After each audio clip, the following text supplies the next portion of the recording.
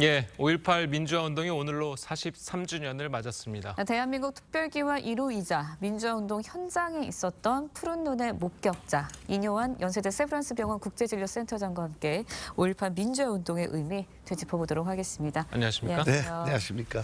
자, 센터장께서는 5.18 민주화운동을 겪은 산 증인이신데 당시에 어떤 계기로 광주에 가셨던 겁니까? 제 고향이 순천이에요. 아, 예. 그래서 이제 학교 다니다가 이제 계엄군이 학교에 들어오고 끝나서 순천 내려가 있는데 이제 어처구니 없는 조대 전대생들이 나오면서 그걸 소위 그때는 유언비어라고 그랬는데 유언비어가 다 사실이었어요. 예. 그래서 그걸 확인하는 차원에서 5월 25일 날 제가 검문소 7개를 거쳐서 광주를 들어갔습니다. 유언비어가 어떤 유언비어였었나요? 뭐 사람이 죽었다, 뭐 잔혹하게 죽었다, 대검에 찔려서 죽었다, 뭐 이런 얘기들이 그때는 공식 뉴스에는 다 거짓말이다. 근데 거짓말이 사실이 되고 뭐 이렇게 왜곡이 된 거죠. 네, 25일에 도청에서 기자회견에 있을 때 그 당시에 통역을 맡으셨던 건데 사실 통역을 맡으실 당시에 20대셨거든요. 네. 뭐 사법경찰에 감시도 받으셨다고 들었는데 어떤 한 2년 따라다녔죠, 경찰이. 음. 근데 그때는 철이 없어서 또 용기도 있고 그러니까요. 그 의예과 1학년 때입니다. 벌써 세월이 많이 지났습니다. 근데 이제 거기 들어갔는데 도청에 이제 외신 기자들이 얘 한국말 한다. 우리 얘 좀 이용해 보자. 그래서 도와주겠느냐. 그래서 뭐 안 도와줄 이유 없다. 그래서 이제 도청에 도지사실에서 3시간 동안 기자회견을 통역했죠. 네, 두렵지는 않으셨나요 당시? 젊은 나이셨는데 상당히. 무섭기는 했죠. 왜냐하면 들어오면서 이제 검문소 7개를 통과했는데 전부 총을 광주 쪽을 겨누르고 있었어요. 군인들이. 근데 이제 그 기자회견 자리에서는 왜 북쪽을 향하는 총이 남쪽을 향한지를 모르겠다. 우리를 지켜주는 군인이 우리를 왜 총을 우리한테 겨누는지 모르겠다. 그리고 더 나가서 제일 그때 기억에 남는 것은 이분들이 시민군 대표가 그 기자회견에서 인사말을 했는데 우리를 소위 빨갱이라고 표현을 하는데 자신들을 너무너무 억울하다. 우리는 매일 대한민국 애국가를 부르고 반공 구호를 외치고 시작한다. 그걸 아마 그때 기억에 남는 것은 그게 가장 큰 불만이었어요. 예. 옆에서 듣기도 안타깝고. 예. 자, 당시에 그 방금 말씀하실 때 7개의 검문소를 통과하셨다고 그랬잖아요. 네. 저희가 뭐 옛날 자료나 영화 같은 걸 보면 검문소를 통과하기도 굉장히 어려웠을 텐데 7개나 되는 검문소를 어떻게 당시에 뭐 통과를 하셨나요? 선교사 자녀가 좀 창피스럽지만 거짓말을 했어요. 제가 이제 양복을 이렇게 입고 네. 그 미국 저기 뭐라 그러냐 여권 가지고 예. 그때는 귀화하기 전이니까 예. 미 대사관 직원인데 또 옆에 통역을 데려갔어요. 그래서 제가 이제 한국말 못하는 척하고 영어로 막 떠들고 근데 그 우리 한두 개면 끝날 줄 알았는데 예. 그게 많은지 몰랐죠. 예. 네. 그 군인들이 이제 놀래가지고 이제 국제에 무슨 문제가 될까봐 통과를 시킨 것 같아요. 그랬군요. 네, 당시 정권으로부터 추방 명령까지 받으셨다고 들었습니다. 예, 거기 갔다 와서 네. 이제 미 대사관에 소환됐는데 미 대사관에서 점잖은 그 출국을 해달라. 조상들이 한국에 좋은 일을 많이 했는데 당신은 광주에 이제 제일 제가 어처구니 없는 게 통역한 것밖에 없는데 데모 주동자다. 이렇게 해서 제가 그냥 버텼습니다. 안 가고. 네. 가을에 병영훈련, 80년 가을에 네. 병영훈련도 가고 내 사상이 불순치 않다는. 근데 저는 정신적으로 고생했죠. 광주 시민은 그 희생된 분도 있고 뭐 일평생 다 망가진 사람도 네. 있고 거기에 초점을 오늘 더 맞추고 싶습니다. 예. 네. 자, 이 센터장께서는 이제 한국 최초의 앰뷸런스도 이제 만드셨는데 이제 6.25 아버지 부친께서 6.25 참전용사 인천 상륙작전에 예, 이제 참전하셨다고 했어요. 원산 전투, 예. 인천 상륙작전, 거기 외삼촌은 장진호 전투. 예, 거기도 진짜 예. 상륙을 하셨군요. 자, 그렇게 그런 것들이 이제 시민군들의 통역을 맡는데 어느 정도 역할을 좀 하셨습니까? 그러니까 저가 시민군 예, 그 통역을 하신 것이 네. 아버지나 삼촌으로부터 좀 어느 정도 영향을 받으셨나요? 우리 할아버지가 이제 또 그 국가유공자고 3.1 운동을 알리고 예.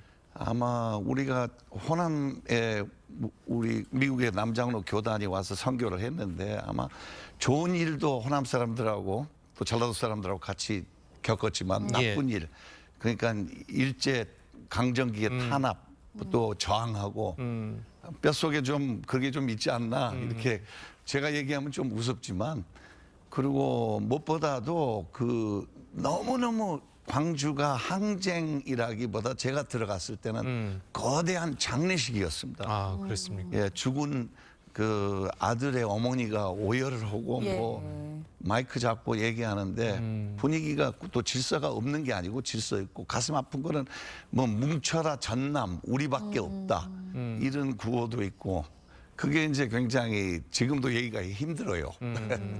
세월은 지났지만 참 가슴 아픈 얘기예요. 네, 눈시울이 많이 붉어지시고 계신데 당시의 상황에서 그래도 특별히 기억에 남는 딱 잊혀지지 않는 장면이 있다면 어떤 게 있을까요? 그 이제 젊은 그 우리가 이제 성무관 앞에 그 시신들을 좀 보려고 예. 거기를 새치기를 했어요.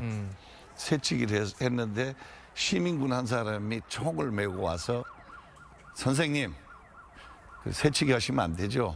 질서를 지키세요. 줄 뒤에 가서 쓰세요. 그 가장 날씨 뜨거웠는데 그러니까 우리는 뭐 심지어 어떤 사람들은 폭동이라고 그러고 뭐 별 북한군이 제가 북한을 갔다 온 사람인데 북한군이 거기 개입을 했으면 저는 살아서 나오지 못했어요. 그러니까 말도 안 된 얘기가 많은데 이제는 좀 43년이 지나서 네. 우리가 그거 생각해 보면 이게 참 가슴 아픈 일이다. 그러나 긍정적으로 대한민국의 민주주의가 튼튼하게 쓸 수 있는 기반이 된 겁니다. 우리가 광주 시민들한테 고마워해야 돼요. 아까 말씀하셨듯이 이제 북한군이 이제 네. 개입을 했다라는 네. 이야기 등 뭐 최근까지도 뭐 5.18 정신 헌법에 이제 수록하는 걸 반대한다라는 이야기도 나오고 있고 자 이렇게 5.18에 대해서 반대 입장에 서시는 분들이 계속해서 있는 거는 왜 그렇다고 보십니까? 잘 몰라서 그런 것 같아요. 그 당시에 일어났던 그 불행한 사태가 네. 어떻게 일어난 거고 사실 단순한 저항으로 그 진압을 잘못해 가지고 대검이 나오고 사람이 죽고 에스컬레이션에 또 상승되고 걷잡을 수 없게 나간 걸 잘 이해를 못하고 얼마나 순진했는지 광주 특히 전남대 학생들의 그러니까요. 시위가 예. 그런 뭐 쳐부시려고 그런 게 아니고 그 전두환 정권이 들어서는 거를 미리 알고 벽보를 그때 보면은 구체적으로 나와 있었어요. 그 당시에. 그래서 저는 지금 이제 유태인들 말을 빌리자면은 forgive 용서는 하지만 forget 잊지 말자. 이걸 우리가 그 뭐랄까요 프라이드를 가져야 돼요. 특히 호남 사람들이 광주 사람들이 이거에 대해서는 무한한 자존심을 세우는 일로 생각하고 뭐 북한군이 개입을 했다 이 말도 안 되는 얘기 무슨 뭐 폭동이었다 이제 그만 이제 전라도뿐만 아니라 경상도 뭐 충청도 강원도 사람들이 현장을 와서 목격하시면 아마 금방 이해가 되리라고 저는 믿습니다. 네, 앞서서도 잘 몰라서 이런 네. 반대 의견도 있는 것 같다라고 말씀을 해주셨는데 그렇다면 이제 잘 모른다는 그 부분에 대해서 좀 개선책이 있다든지 생각하시는 뭐 대책이 있다 그러면 어떤 게 있을까요? 와서 근거만 보면 됩니다. 총알이 날라오는 것도 잘 돼 있고 그 박물관도 돼 있고 저는 이제 개인적으로는 하나 더 추가했으면 좋겠어요. 그 도청 벽을 파내서 총알 자국을 다시 그 파내 가지고 그냥 페인트로 깨끗하게 칠해서 그때 제가 들어갈 때 제일 인상적인 게 제일 제가 놀란 게 도청 벽이 시민군이 안에 있는데 벌집이었습니다. 하도 총을 많이 겨눠가지고 그래서 그런 걸 보면은 이게 참 너무 그 참담했구나. 참 힘들었구나. 그리고 지금 그거를 이제 욕하는 사람은 광주 시민을 2번 죽이는 거예요.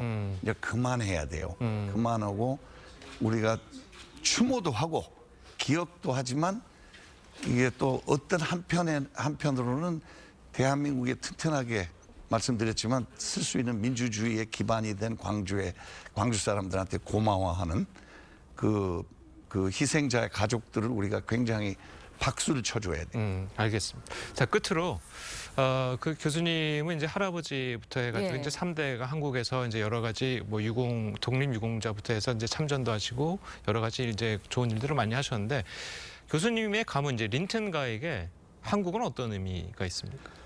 아이고 우리는 다들 뭐 와서 좋은 일을 했다고 그러지만 호남 사람들이 특히 전라남도 사람들이 우리를 받아들여서 따뜻하게 받아들였길래 우리 조상들이 여기서 학교도 세우고 병원도 만들고 교회도 세우고 그랬죠. 뭐라 할까요? 정이라는 거 하나로 정이 많이 들었고 이제 저는 미국 가서 살아라 그래도 못 살아요. 뭐 은퇴가 얼마 안 남았는데 예. 세월이 많이 갔습니다. 네. 그리고 대한민국이 오늘 제가 얘기하고 싶은 거는 굉장히 정치가 지금도 시끄럽지만 건강한 민주주의입니다. 너무너무 좋고 뿌듯하고 또 얼마나 잘 삽니까? 광주 항쟁 때만 해도 한국이 어려웠어요. 그렇죠. 지금 많이 발전했고 앞으로도 기회가 많고 세계적으로 우리가 뻗어나갈 수 있다고 저는 확신하고 남북 통일도 해야 되고 행복한 나라입니다. 할 일이 많습니다. 예, 네. 알겠습니다. 자, 오늘 교수님 말씀 여기까지 듣겠습니다. 고맙습니다. 감사합니다.